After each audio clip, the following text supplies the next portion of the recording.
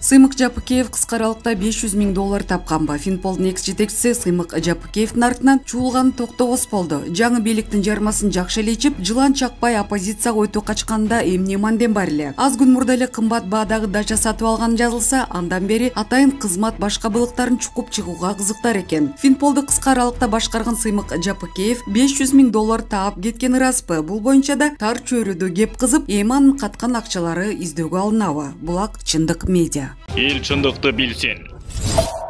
Атамбаев менен Жээнбековду сатып кеткен Марипов келечекте Жапаровдун башына аттайбы. Өзүн өкмөт башы катары көрсөтө албаган Улукбек Марипов головнойдун башын тажиктерге алдырып коюппуз деп айта салып, эки мамлекеттин ортосундагы чатакка себепчи болгону жалганбы? Тилине жаңылып согушка кан төгүүгө күнөөкөрлөнгөнү кечиримсиз го. Эртеби кечпи бул жагынан да сурак алынса керек. Ал эми иш жүзүндө Марипов аймактарды кыдырып, чет өлкөлөргө чыгымыш этип, кыйраткан эмгеги жок эле сылам сыйпанып жүргөнү кыжырды келтирүүдө. Жыйынтык бере албаса кетпейби? Башкасын айтпасак да, убагында Алмазбек Атамбаевдин аркасы менен карьера жасап, кийин Сооронбай Жээнбековго кошомат кылып, аныгында экөөнүн тең саясаттын ыңгайына жараша сатып кеткенин танабы. Көнгөн адатына салып, кийин Садыр Жапаровдун да башын аттап, жамандык кылып кетпесине ким кепилдик берет? Абайлагыла. Булак Назар Ньюс. Эл чындыкты билсин.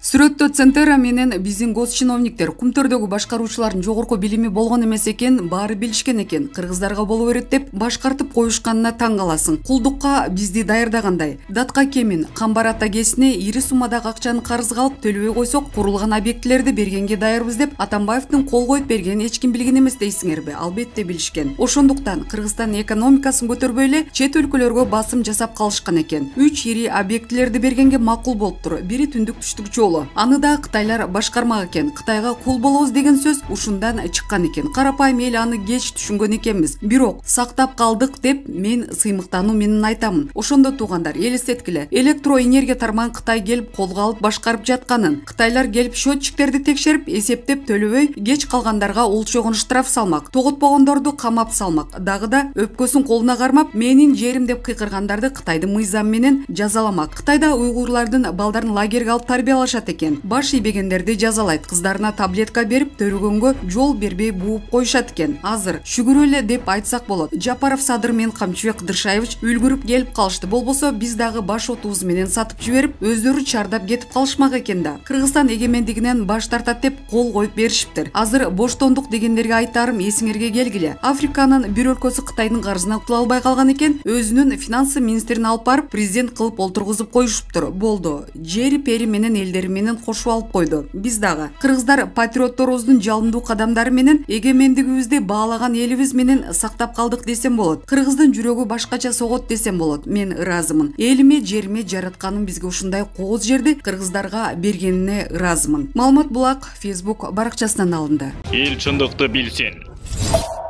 Аман-эсен табылат деп ишенебиз. Орхан Инандын жубайы өлкө башчысына кайрылды. Орхан Инандын жубайы Рейхан Инанды 3-июнда маалымат жыйын курду. Ал жолдошун жоголгонуна 3 күн болсо да, анын кайда экени тууралуу азырынча кабар жок болуп жатканын айтты. Ошондой эле ал президент Садыр Жапаровго жолдошун жоголушуна дароо реакция кылган үчүн ыраазычылык билдирип, Инандын аман-эсен табылышына үмүт артып жатышканын айтты. Сиз, Садыр Нуркожоевич, жолдошумду издөө иштерин мындан ары да эффективдүү жүргүзүлүшүнө көзөмөл кыласыз деп үмүт артам. Биз 1995 жылдан бери Кыргызстанда жашап жатабыз. Биздин 4 балабыз тең Кыргызстанда чоңойгон. Биз өзүбүздү кыргызстандык деп эсептейбиз жана Кыргызстанды жакшы көрөбүз дейт Рейхан Инанды. Булак Клоп Азия. Эл чындыкты билсин. Бардык бийликтин ачкычын тапкан Акылбек Жапаров. Акылбек Жапаров министрлер кабинетинин башчысынын орун басары, финансы жана экономика министри болуп дайындалды. Жаңы конституцияга ылайык министрлер кабинети түзүлгөнүнө 1 ай болбой жатып, төраган 3-чү орун басары же мурдагыдай айтканда вице-премьер-министр алмашты. Бул жолу өлкөнүн экономика жана финансы тармагын тейлөө милдети жогорку кеңештин депутаты Акылбек Жапаровго жүктөлдү. Буга чейин 2 жолу финансы, 2 жолу экономика министри, 1 жолу вице-премьер болгон 56 жаштагы Жапаров кайрадан бийлик башына келди.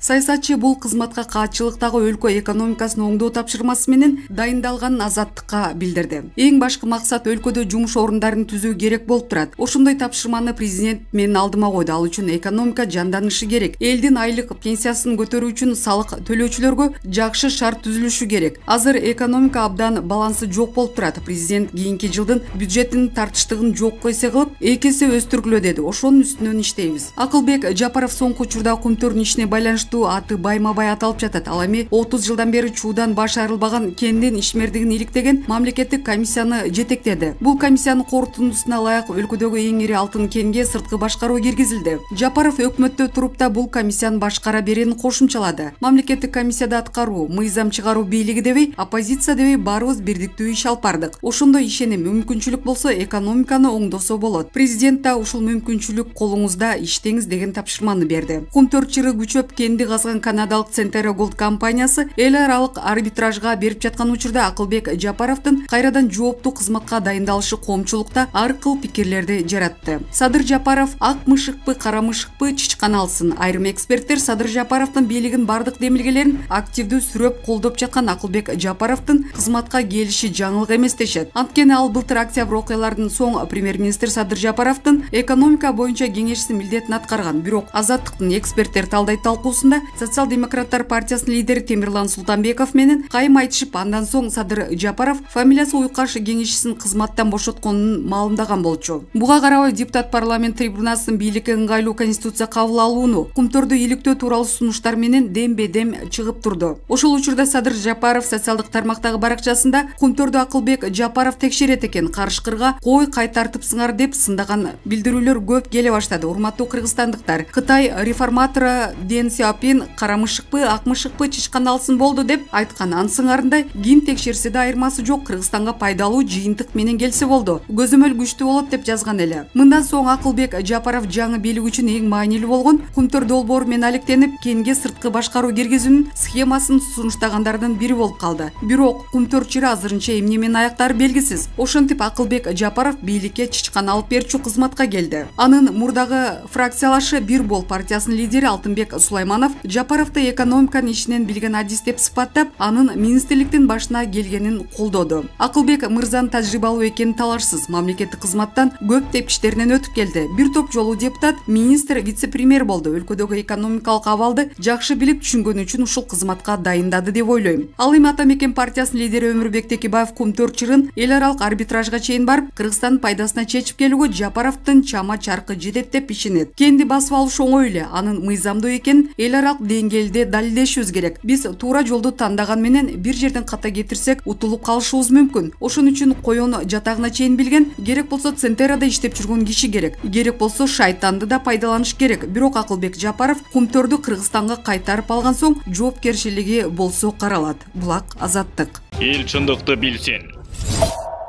Асылбек Жээнбековдун кызы атам жасаган иштерин эл көрсүн үчүн эмес, Кудай үчүн жасаган. Мен атам жасаган иштерин эл көрсүн үчүн жасаган эмес. Мындай пикирин Жогорку Кеңештин депутаты Асылбек Жээнбековдун кызы билдирди. Бул тууралуу ал Facebook баракчасына жазды. Мен атам менин баатырым, менин жашоомдогу идеалымдын мыйзамсыз кармалганына 3 күн өттү. Албетте, баарыңар ойлойсуңар, ар бир адам ата энесин сүйөт жана аны улук көрөт деп. Бул түшүнүктүү, бирок 30 жылдык өмүрүмдө мен адамдарды жетиштүү эле билип калдым. Мага ушундай ата энелерди берген жаратканга ыраазымын.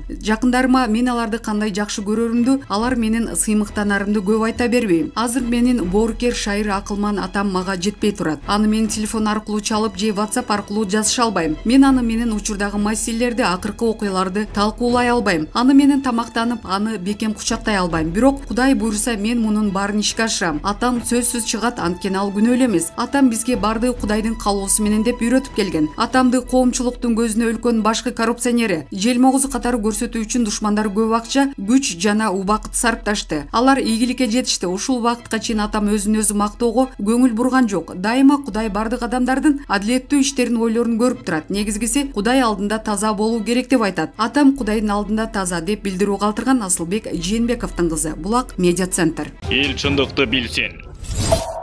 Кайрат Усманалиев Бакуга элчи, БШК мүчөсү, мурдагы милиция полковниги, азыркы юрист Кайрат Усманалиев эми дипломаттык кызматка аттанып аткан чагы. Ал өлкөбүздүн толук ыйгарымдуу өкүлү болуп Бакуга жөнөгөн турат. Аббали Усманалиев Тышкы иштер министрге тийиштүү Дип академияда проректор болуп иштегенде Далай жол мурдагы министр Абдылдаевди жүдөткөн, ар кайсы ушактарды таратып, гезиттерге дипломаттарды жамандап, азыр болсо өзү түкүргөн кудуктан суу ичкени турат. Кол жайгандан башка арга жок. Мурда элчи болуп салабаттуу жана тажрыйбалуулар жөнөтүлсө, акыркы жылдары жалаң чилиштер элчи болуп калды. Булак Арбакейчи. Эл чындыкты билсин. Тазабек Икрамов Жогорку Кеңештин эл аралык иштер боюнча комитеттин төрагасы болду. Буга чейин Жогорку Кеңештин эл аралык иштер жана коопсуздук комитетин Исхак Пирматов жетектеп келген. Ал 28 майда мандатын тапшырып кеткен. Жогорку Кеңештин эл аралык иштер коргоо жана коопсуздук боюнча комитеттин төрагалыгына депутат Тазабек Икрамов шайланды. Бул кызматка эки талапкер сунушталган. Депутаттар жашыруун добуш берип, биринчи талапкер Бирбол фракциясынан Мамасадык Бакиров 31 добуш алды. Ал эми Өнүгүү прогресс фракциясынан Тазабек Икрамов 73 добушка ээ болуп комитеттин жетекчилигине бекитилди. Буга чейин эл аралык иштер коргоо жана коопсуздук боюнча комитетти Исхак Пирматов жетектеп келген. Ал 28 майда депутаттык мандатын тапшырган. Андан кийин Кумтөр иши боюнча коррупцияга айыпталып 2 айга камалган. Булак Спутник эжи. Эл чындыкты билсин.